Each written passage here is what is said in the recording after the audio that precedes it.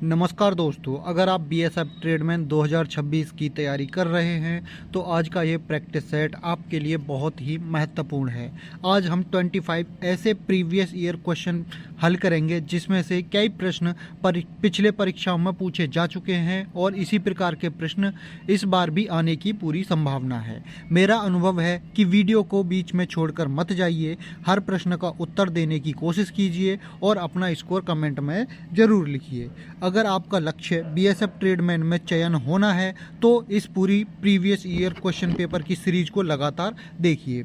चलिए बिना समय गवाए हुए शुरू करते हैं आज का हम पहला क्वेश्चन स्टार्ट करने से पहले आप सभी लोगों से मेरी छोटी सी रिक्वेस्ट है, अगर आप हमारे यूट्यूब चैनल एजुकेशन पर्सन पर अभी पहली बार आए हैं तो प्लीज़ इस वीडियो को लाइक करके हमारे चैनल को सब्सक्राइब करके बेल आइकन को जरूर दबा लें, जिससे कि आने वाले सभी वीडियोज़ का नोटिफिकेशन आप सभी को मिल सके। तो चलिए बिना समय गवाए कर शुरू करते हैं हम आज का पहला महत्वपूर्ण प्रश्न। आज का हमारा पहला क्वेश्चन है दोस्तों, पहाड़ी हिंदी उपभाषा का विकास किस अपभ्रंश से माना जाता है? इसका राइट आंसर सभी लोग जल्दी बताएंगे। पहाड़ी हिंदी उपभाषा का विकास किस अपभ्रंश से माना जाता है? पैसाची अपभ्रंश, खस अपभ्रंश, शोरसैनी या फिर ब्राचड़ से? तो इसका राइट आंसर जल्दी बताएंगे। पहाड़ी हिंदी उपभाषा का विकास किस अपभ्रंश से है? तो इसका राइट आंसर जाता है दोस्तों ऑप्शन नंबर बी के साथ में, खस अपभ्रंश से पहाड़ी हिंदी उपभाषा का विकास हुआ है। ठीक है, ऑप्शन बी इसका राइट आंसर हो जाएगा। चलते हैं अगले क्वेश्चन पर। अगला क्वेश्चन है क्वेश्चन नंबर 2, राजस्थान की ढूंढारी बोली को अन्य किस लोकप्रिय नाम से जाना जाता है? जल्दी बताइए दोस्तों, राजस्थान की जो ढूंढारी बोली है उसको अन्य किस नाम से भी जाना जाता है? मेवाती, मारवाड़ी, जयपुरी या फिर मालवी? जल्दी इसका राइट आंसर बताएंगे। राजस्थानी ढूंढारी बोली को अन्य किस नाम से जाना जाता है? तो सभी को पता होना चाहिए, उसे जयपुरी के नाम से जाना जाता है।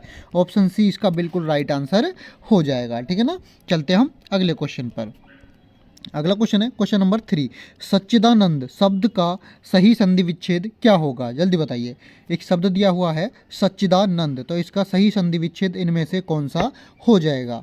सच्ची धन दा धन नंद या फिर ऑप्शन बी में हमारा सत धन चित धन आनंद या फिर ऑप्शन सी है सच्चिदा धन आनंद या फिर ऑप्शन डी में है सद धन चिद धन आनंद। तो इसका राइट आंसर कौन सा होगा? सच्चिदानंद का इनमें से सही संधि विच्छेद हो जाएगा दोस्तों आपका ऑप्शन नंबर बी, सत धन चित धन आनंद। ऑप्शन बी बिल्कुल राइट आंसर इसका हो जाएगा। ठीक है ना, चलते हैं अगले क्वेश्चन पर। अगला क्वेश्चन है क्वेश्चन नंबर 4, वज्रायुद्ध शब्द में कौन सा समास है? जल्दी बताइए। शब्द दिया हुआ है एक आपका वज्रायुद्ध, तो इसमें कौन सा समास है? अव्ययी भाव समास है, कर्मधारय समास है, तत्पुरुष समास है या फिर बहुव्रीहि समास है? तो इसका जल्दी से राइट आंसर बताएंगे। वज्रायुद्ध में कौन सा समास है? तो इसका राइट आंसर दोस्तों ऑप्शन आपका जाता है ऑप्शन नंबर डी के साथ में, बहुव्रीहि समास वज्रायुद्ध शब्द में हो जाएगा। ठीक है ना, चलते हम अगले क्वेश्चन पर। अगला क्वेश्चन है क्वेश्चन नंबर 5, निम्नलिखित में से कौन सा शब्द बाण का पर्यायवाची नहीं है? याद रखना है, बाण का पर्यायवाची इसमें से नहीं है पूछा गया है। तो जल्दी बताइए इनमें से कौन सा ऑप्शन में बाण का पर्यायवाची नहीं है? सिलीमुख, विशिक, शरासन या फिर आशुग? तो इसका राइट आंसर जल्दी से बताएंगे, कौन सा इनमें से एक बाण का पर्यायवाची नहीं है? तो इसका राइट आंसर जाता दोस्तों शरासन। क्या शरासन जो है ये बाण का पर्यायवाची नहीं है? ऑप्शन सी इसका राइट आंसर हो जाएगा। ठीक है, चलते हम अगले क्वेश्चन पर। अगला क्वेश्चन क्या कहता है? क्वेश्चन नंबर 6, औरस मतलब कि अपनी विवाहित पत्नी से उत्पन्न पुत्र का सटीक विलोम क्या होगा? जल्दी बताइए। औरस का सही विलोम शब्द क्या होगा? जारज होगा, दत्तक होगा, सवर्ण होगा या फिर कुपुत्र होगा? जल्दी बताइए। औरस का सही विलोम शब्द इनमें से कौन सा होगा? तो इसका राइट आंसर क्या जाता है? इसका राइट आंसर जाता है दोस्तों ऑप्शन नंबर ए के साथ में, जारज। ठीक है, ऑप्शन बिल्कुल राइट, ऑप्शन ए इसका राइट आंसर हो जाएगा। औरस का सही विलोम होगा जारज। ठीक है, चलते हैं अगले क्वेश्चन पर। अगला क्वेश्चन है क्वेश्चन नंबर 7, पलंग शब्द का तत्सम रूप निम्नलिखित में से क्या होता है? जल्दी बताइए, पलंग का तत्सम रूप इनमें से क्या है? पलट है, पर्यक है, प्लवंग है या फिर पलयंग है? तो इसका राइट आंसर जल्दी से बताएं, पलंग का तत्सम रूप इनमें से कौन सा है? तो इसका राइट आंसर जाता है ऑप्शन नंबर बी के साथ में, क्या? परयक। ठीक है, परयक इसका पलंग का तत्सम रूप हो जाएगा। ऑप्शन बी बिल्कुल राइट आंसर हो जाएगा। ठीक है ना, चलते हैं अगले क्वेश्चन पर। अगला क्वेश्चन है क्वेश्चन नंबर 8, बगले झांकना। क्या? बगले झांकना मुहावरे का सही अर्थ क्या है? जल्दी बताइए, बगले झांकना इस मुहावरे का सही अर्थ क्या होगा? जल्दी से कमेंट में बताएंगे। इधर उधर छिपने की जगह ढूंढना, निरुत्तर को जाना मतलब कि जवाब न दे पाना, या फिर ऑप्शन सी है हमारा बहुत अधिक घमंड दिखाना, या फिर ऑप्शन डी में दूसरों की बुराई खोजना। तो इसका राइट आंसर बताइए, बगले झांकना इस मुहावरे का क्या अर्थ हो जाएगा? तो इसका राइट आंसर जाता है निरुत्तर को जाना। ठीक है, निरुत्तर को जाना मतलब कि जवाब न दे पाना। ऑप्शन बी इसका बिल्कुल राइट आंसर हो जाएगा। ठीक है ना, चलते हैं अगले क्वेश्चन पर। अगला क्वेश्चन है क्वेश्चन नंबर 9, लश्कर में ऊंट बदनाम लोकोक्ति का सही अर्थ क्या है? जल्दी बताइए, लश्कर में ऊंट बदनाम इस लोकोक्ति का क्या अर्थ है? क्वेश्चन नंबर 9 का सभी लोग जल्दी से राइट आंसर बताएंगे। सेना में ऊंट का महत्व कम होना, दोषी का बच निकलना, दोषी किसी का बदनामी किसी और की, या फिर बहुत बड़ा कलंक लगना। जल्दी बताइए, लश्कर में ऊंट बदनाम इस लोकोक्ति का क्या अर्थ है? तो इसका राइट आंसर जाता है ऑप्शन नंबर सी के साथ में, दोष किसी का बदनामी किसी और की। ठीक है, ऑप्शन सी इसका राइट आंसर हो जाएगा, दोष किसी और का बदनामी किसी और की। ठीक है, लश्कर में ऊंट बदनाम का अर्थ होता है, इसका लोकोक्ति का अर्थ हो जाएगा दोष किसी का बदनामी किसी और की। ऑप्शन सी बिल्कुल राइट आंसर हो जाएगा। चलते हैं अगले क्वेश्चन पर। अगला क्वेश्चन है क्वेश्चन नंबर 10, वह जिसकी बुद्धि तुरंत नई बात या युक्ति सोच ले। तो इसके लिए उपयुक्त एक शब्द क्या होगा? जल्दी बताइए, वह आदमी जिसकी बुद्धि तुरंत नई बात या फिर युक्ति सोच ले, तो उसे हम क्या कहेंगे? जल्दी बताइए, क्वेश्चन नंबर 10। इसका राइट आंसर सभी लोग कमेंट में बताएंगे जल्दी से। तो इसका राइट आंसर जाता है दोस्तों ऑप्शन नंबर बी के साथ में, प्रत्युत नमति। ठीक है, वह जिसकी बुद्धि तुरंत नई बात या फिर युक्ति सोच ले उसे हम प्रत्युत नमति बोलते हैं। ऑप्शन बी इसका बिल्कुल राइट आंसर हो जाएगा। ठीक है ना, चलते हैं अगले क्वेश्चन पर। अगला क्वेश्चन क्या है? क्वेश्चन नंबर 11, निम्नलिखित में से शुद्ध वर्तनी वाले शब्द का चयन कीजिए। तो जल्दी से बताइए, शुद्ध वर्तनी वाला शब्द इनमें से कौन सा हो जाएगा? एक शब्द दिया हुआ है हिरण्य कश्यप, तो हिरण्य कश्यप इनमें से कौन से ऑप्शन में बिल्कुल ठीक लिखा हुआ है? जल्दी से बताओ, क्वेश्चन नंबर 11। तो इसका राइट आंसर जाता है दोस्तों ऑप्शन नंबर सी के साथ में, हिरण्य कशिपु। ठीक है, ऑप्शन सी इसका राइट आंसर हो जाएगा, हिरण्य कशिपु। ऑप्शन सी बिल्कुल राइट आंसर हो जाएगा। हिरण्य कश्यप बिल्कुल सही ऑप्शन नहीं होता है, उसे बोला जाता है दोस्तों हिरण्य कशिपु, जो कि आपके ऑप्शन नंबर सी में बिल्कुल राइट आंसर हो जाएगा। ठीक है ना, चलते हैं अगले क्वेश्चन पर।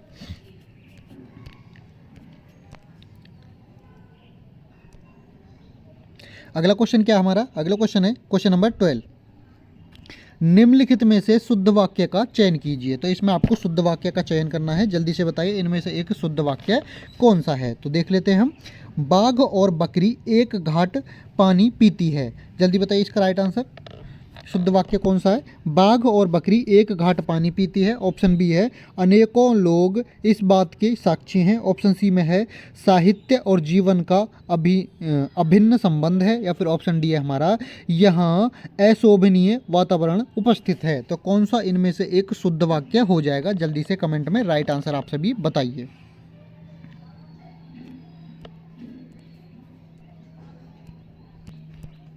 तो इसका राइट आंसर क्या है दोस्तों? तो इसमें से शुद्ध वाक्य पूछा है, तो इसमें ऑप्शन नंबर ए में ही बिल्कुल राइट ऑप्शन हो जाएगा। ऑप्शन ए में बिल्कुल शुद्ध वाक्य दिया गया है। कैसे? बाघ और बकरी एक घाट पानी पीती है। ऑप्शन ए बिल्कुल राइट आंसर हो जाएगा। कौन पीती है? बकरी लास्ट में आया, ये स्त्रीलिंग है इसीलिए यहाँ पर पीती शब्द आ गया है। ठीक है, ठीक है ना, चलते हम अगले क्वेश्चन पर। अगला क्वेश्चन स्टार्ट करने से पहले आप सभी लोगों से मेरी एक छोटी सी रिक्वेस्ट है, जो भी बच्चे हमारे यूट्यूब चैनल एजुकेशन पर्सन पर अभी नए आए हैं, प्लीज़ इस चैनल को सब्सक्राइब करके बेल आइकन को ज़रूर दबा लें, जिससे कि आने वाले सभी वीडियोज़ की नोटिफिकेशन आप सभी को आसानी से मिल सकें। साथ ही इस वीडियो को लाइक करके अपने सभी यार दोस्तों के साथ ज़्यादा से ज़्यादा इस वीडियो को शेयर करें। ठीक है, तो चलते हैं हम अपने अगले क्वेश्चन की तरफ। अगला क्वेश्चन है दोस्तों, अगला क्वेश्चन हमारा क्वेश्चन नंबर 13 देख लेते हैं। बिनु पद चले सुने बिनु काना कर बिनु करम करे विधि नाना, इन पंक्तियों में कौन सा अलंकार है? जल्दी बताइए। ये पंक्ति दी हुई है आपको, तो इनमें कौन सा अलंकार है? बिनु पद चले सुने बिनु काना कर बिनु करम करे विधि नाना, तो इनमें कौन सा अलंकार है? जल्दी से सभी लोग कमेंट में बताएंगे। असंगति अलंकार है, विभावना अलंकार है, विशेषोक्ति अलंकार है, या फिर भ्रांतिमान अलंकार है? तो इसका राइट आंसर सभी लोग जल्दी बताएंगे कौन सा इसमें से अलंकार हो जाएगा। तो इसका राइट आंसर जाता दोस्तों, इनमें होगा आपका विभावना अलंकार। ऑप्शन बी बिल्कुल राइट आंसर इसका हो जाएगा। ठीक है ना, याद रखना है। चलते हैं अगले क्वेश्चन पर। अगला क्वेश्चन क्या है? Question number 14। मैं 5 मिनट में आ रहा हूँ, इस वाक्य में 5 मिनट में कौन सा कारक है? जल्दी बताइए। किसमें? 5 मिनट में आपसे पूछा गया है। इस वाक्य में दोस्तों जो 5 मिनट दिया हुआ है, इसमें कौन सा कारक है? जल्दी बताइए। मैं 5 मिनट में आ रहा हूँ, 5 मिनट में कौन सा कारक है? Question number 14। अपादान है, संप्रदान है, अधिकरण है, या फिर आपका करण कारक है? जल्दी बताओ कौन सा इसमें से सही हो जाएगा। 5 मिनट में कौन सा कारक है? तो इसका राइट आंसर जाता है दोस्तों ऑप्शन नंबर सी के साथ में, इसमें अधिकरण कारक हो जाएगा। ऑप्शन सी बिल्कुल राइट आंसर इसका हो जाएगा। ठीक है ना, चलते हैं हम अगले क्वेश्चन की तरफ। अगला क्वेश्चन है क्वेश्चन नंबर 15। निम्नलिखित में से कौन सा शब्द सदैव स्त्रीलिंग में प्रयुक्त होता है? तो इनमें से वो कौन सा शब्द है जो हमेशा ही स्त्रीलिंग में प्रयुक्त किया जाता है? जल्दी बताइए। गेंडा है, उल्लू है, खटमल है, या फिर मकड़ी है? जल्दी बताओ। इसका राइट आंसर बताएं, जो सदैव स्त्रीलिंग में प्रयुक्त होने वाला शब्द इनमें से कौन सा है? तो इसका राइट आंसर जाता है ऑप्शन नंबर डी के साथ में, मकड़ी। ठीक है, ऑप्शन डी बिल्कुल इसका राइट आंसर हो जाएगा। ठीक है, मकड़ी को हम सदैव ही स्त्रीलिंग में काउंट करते हैं। ठीक है, चलते हैं हम अगले क्वेश्चन पर। अगला क्वेश्चन क्या है? अगला क्वेश्चन हमारा क्वेश्चन नंबर 16। गुरुजी आ रहे हैं, वाक्य में गुरुजी एक वचन होने पर भी बहुवचन की क्रिया कर रहे हैं, क्यों प्रयुक्त हुई है? जल्दी बताइए। इसमें जो है बहुवचन की क्रिया क्यों प्रयुक्त हुई है? क्योंकि वे समूह में हैं, आदर और सम्मान प्रकट करने के लिए, या फिर ऑप्शन सी में है वाक्य को शुद्ध करने के लिए, या फिर ऑप्शन डी में हमारा यह एक अपवाद है? तो इसका राइट आंसर सभी लोग बताएंगे। क्वेश्चन नंबर 16 का राइट आंसर गुरुजी आ रहे हैं। गुरुजी जो है एक वचन है, बट यहाँ में इस क्वेश्चन में बहुवचन क्रिया का इस्तेमाल किया गया है। क्यों किया गया है? तो क्योंकि आदर या सम्मान प्रकट करने के लिए हमने गुरुजी के लिए बहुवचन का क्या है, बहुवचन क्रिया इसमें प्रयुक्त की है। ठीक है, ऑप्शन बी इसका बिल्कुल राइट आंसर हो जाएगा। याद रखना है, आदर या सम्मान प्रकट करने के लिए बहुवचन क्रिया का प्रयोग इसमें किया गया है। ठीक है, चलते हैं अगले क्वेश्चन पर। अगला क्वेश्चन है क्वेश्चन नंबर 17। यदि तुम समय पर पहुंचते तो ट्रेन नहीं छूटती, यह वाक्य किस काल का है? जल्दी बताइए। यदि तुम समय पर पहुंचते तो ट्रेन नहीं छूटती, तो ये वाक्य किस काल का है? संदिग्ध भूतकाल है, अपूर्ण भूतकाल है, हेतुमत भूतकाल है, या फिर संभाव्य भविष्यकाल है? जल्दी बताइए इसका राइट आंसर। Question number 17। यदि तुम समय पर पहुंचते तो ट्रेन नहीं छूटती, तो ये हो जाएगा दोस्तों हेतुमद भूतकाल। ठीक है, ऑप्शन सी इसका बिल्कुल राइट आंसर हो जाएगा। हेतुमद भूतकाल इसका राइट आंसर हो जाएगा। चलते हैं अगले क्वेश्चन पर। अगला क्वेश्चन है क्वेश्चन नंबर 18। मैं जानता हूं कि वह ईमानदार है, रचना के आधार पर किस प्रकार का वाक्य है? जल्दी बताइए। मैं जानता हूं कि वह बहुत ईमानदार है, रचना के आधार पर यह किस प्रकार का वाक्य है? सरल वाक्य है, मिश्र वाक्य है, संयुक्त वाक्य है, या फिर विधिवाचक वाक्य है? जल्दी इसका राइट आंसर सभी लोग कमेंट में बताओ। क्वेश्चन नंबर 18 जल्दी से बताएंगे इसका राइट आंसर। मैं जानता हूं कि वह बहुत ईमानदार है, तो ये किस प्रकार का वाक्य हो गया? ये हो गया दोस्तों आपका मिश्र वाक्य। ठीक है, ऑप्शन बी इसका बिल्कुल राइट आंसर हो जाएगा। याद रखना है, ऑप्शन बी इसका राइट आंसर हो जाएगा। ठीक है ना, चलते हैं अगले क्वेश्चन पर। अगला क्वेश्चन है हमारा क्वेश्चन नंबर 19।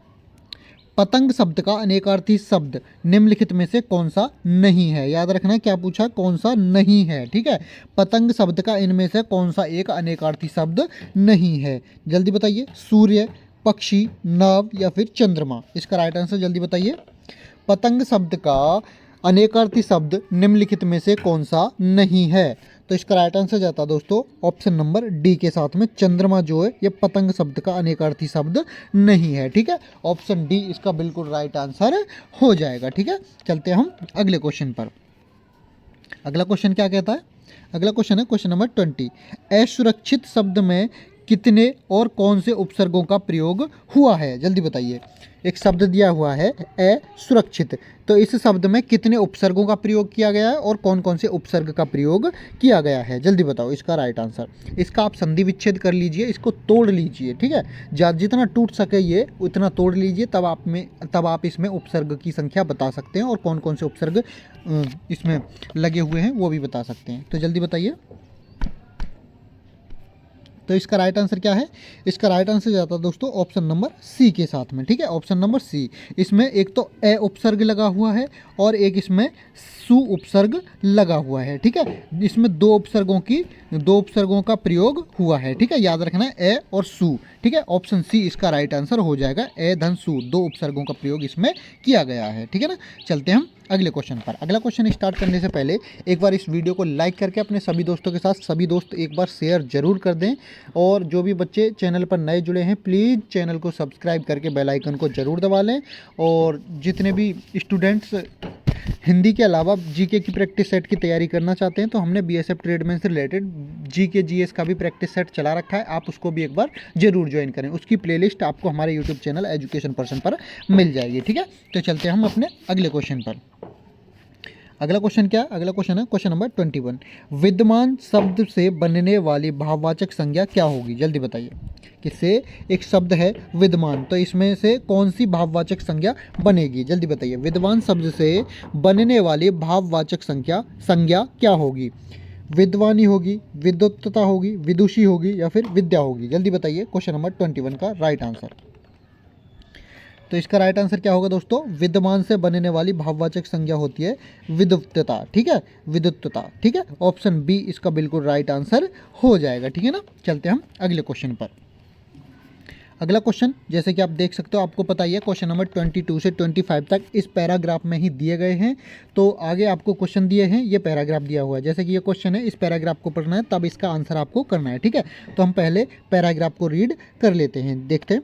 सभ्यता और संस्कृति। क्या सभ्यता और संस्कृति में गहरा अंतर है? सभ्यता वह है जो हमारे पास है, जैसे मोटर, मकान, कपड़े, तकनीक, जबकि संस्कृति वह है जो हम हैं, जैसे कि हमारे विचार, कला, नैतिकता, संस्कार। सभ्यता का अनुकरण बहुत आसानी से किया जा सकता है। कोई भी देश धन के बल पर आधुनिक सभ्यता के उपकरण और तकनीक खरीद सकता है, लेकिन संस्कृति की अनुकरण नहीं हो सकता। यह रातों रात नहीं खरीदी जा सकती। संस्कृति सदियों के गहरे चिंतन, साधना और आचरण का परिणाम होती है। जब किसी राष्ट्र की संस्कृति नष्ट हो जाती है तो सभ्यता के विशाल महल भी ढलने में देर नहीं लगती, क्योंकि संस्कृति ही उस महल की मजबूत नींव होती है। ठीक है, तो इस पैराग्राफ को 1 से 2 बार आपको आपके क्वेश्चन पेपर में जो पैराग्राफ आएगा उसको आपको 1 से 2 बार रीड कर लेना है, तब चलना है आपको क्वेश्चन की तरफ। तो हम भी चलते हैं अब क्वेश्चन की तरफ, देख लेते हैं पहला क्वेश्चन हमारा क्या कहता है। क्वेश्चन नंबर 22 क्या कहता है?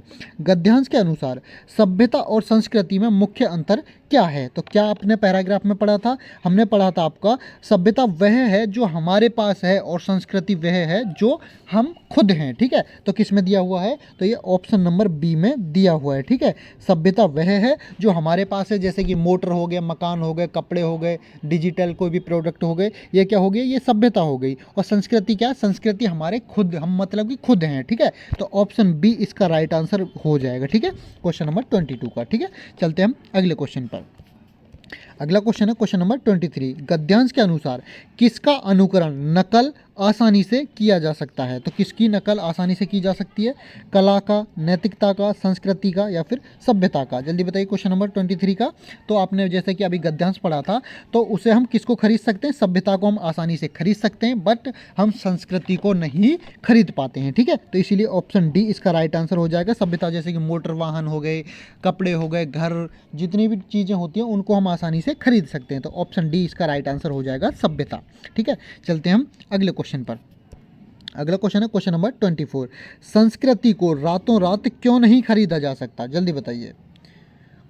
क्योंकि यह बहुत महंगी होती है, क्योंकि इसके लिए विदेशी तकनीक चाहिए, या फिर ऑप्शन सी है क्योंकि यह सदियों के चिंतन और समाधान का परिणाम होती है। तो ऑप्शन सी में बिल्कुल राइट आंसर दिया हुआ है, जैसा कि पैराग्राफ में हमने पढ़ा था। संस्कृति को रातों रात क्यों नहीं खरीदा जा सकता, क्योंकि यह सदियों के चिंतन और समाधान का परिणाम होती है। ठीक है, ऑप्शन सी बिल्कुल राइट आंसर इसका हो जाएगा। ठीक है, चलते हैं हम अगले क्वेश्चन पर। अगला क्वेश्चन क्या है? अगला क्वेश्चन है क्वेश्चन नंबर 25। सभ्यता के विशाल महल की मजबूत नींव किसे कहा गया है, जल्दी बताइए। तो हमने जैसा कि पढ़ा था, सभ्यता की विशाल महल की मजबूत नींव किसे कहा गया था, तो वो संस्कृति को कहा गया था। ठीक है, ऑप्शन डी इसका राइट आंसर हो जाएगा। ठीक है, तो आशा करता हूँ इसी तरीके से आप पैराग्राफ को बहुत आसानी से सॉल्व कर सकते हैं, और 3 से 4 क्वेश्चन, ज़्यादा से ज़्यादा 5 क्वेश्चन भी कभी कभी पूछ लिए जाते हैं। तो ये 3 से 5 क्वेश्चन आपके फ्री के होते हैं। ठीक है, तो इसको बहुत आसानी से आप क्वेश्चन को कर सकते हैं। ठीक है, तो अब बताइए ऐसे कितने स्टूडेंट हैं आज की इस वीडियो में जिनके 25 में से 25 क्वेश्चन बिल्कुल ठीक हुए हैं। तो अपना अपना स्कोर कमेंट में सभी लोग जल्दी बताइए। बाकी स्टूडेंट भी अपना स्कोर बता करके जाएं कि 25 में से आज के इस प्रैक्टिस सेट में टोटल आपके कितने क्वेश्चन ठीक हुए हैं।